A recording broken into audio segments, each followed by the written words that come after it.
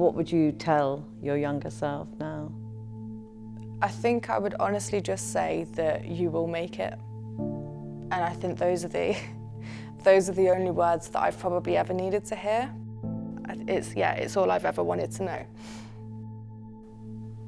The disadvantage faced by the care experience community should be the civil rights issue of our time. It's completely unacceptable, morally, financially, socially. We just shouldn't accept it. It's a system already buckling under increasing strain. A record 82,000 children are in care in England. And with more families under pressure from the cost of living, it's predicted that figure could rise by thousands within the next decade. Now, the first full review of children's social care for 30 years demands the government must act to radically reform a system on the edge of crisis. Casey Armstrong is 23 and knows from brutal personal experience why change is needed. Taken into care at 14, her home life had always been difficult. School, and particularly science, were her sanctuary. I found a Stephen Hawking documentary, and I just knew from that moment I was completely sold. I didn't know it was called astrophysics at that point. I just knew that it was physicsy and spacey, and it was just very cool. Casey was initially put into foster care with a family she loved. Thriving at school, university was on the horizon. But just after turning 16, she says social services began the process of moving her on to become independent at 18, often called the care cliff.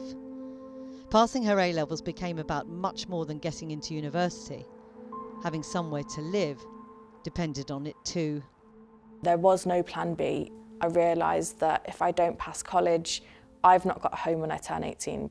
And as soon as my mental health got shaky enough to get in the way of my studies, then my studies were affected. And when I noticed my studies were affected, then it was even scarier and even more of a real concern that I was going to lose this dream. The pressure was overwhelming, and at this point everything collapses for Casey. She attempts to take her life weeks before her exams. Under a policy called Staying Put, children in care should be offered the opportunity to do just that, stay with their foster family up to the age of 21. But Casey says she and her family weren't given that option. Casey was offered supported lodgings instead, where she was expected to be more independent. I wasn't ready to be an adult, and I think that's a big thing with the care cliff. It's forcing children into being adults. You know, I was a mentally ill child. That placement soon breaks down and she's left homeless. Her childhood dream of going to university disappears.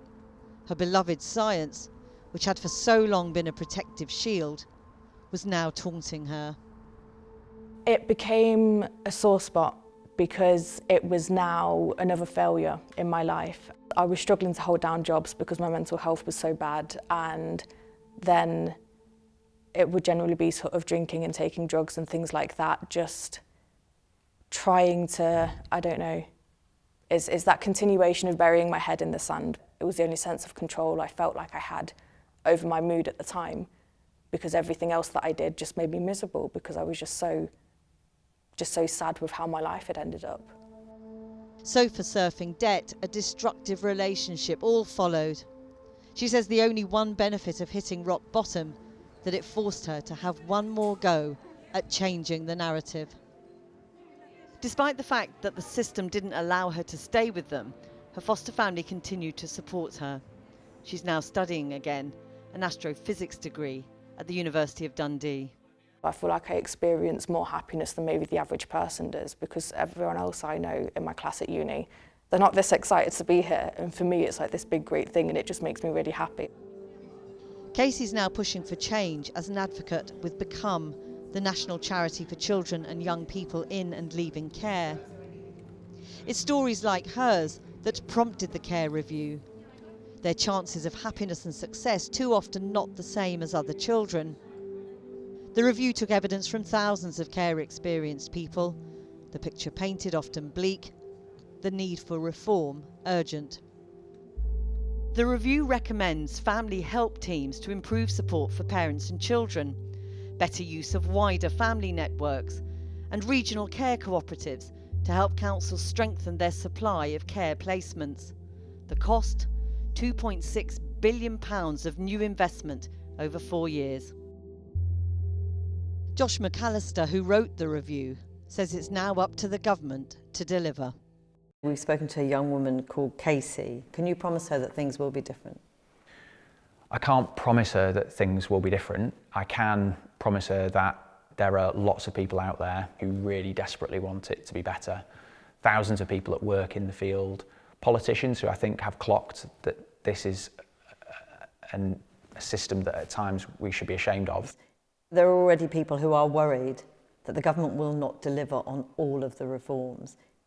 If they don't, what do you think is the consequence?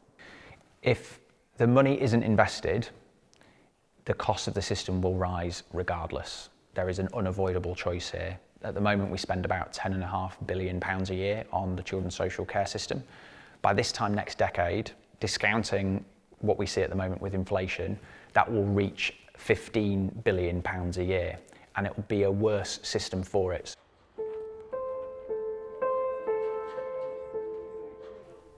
And when you look to the future now?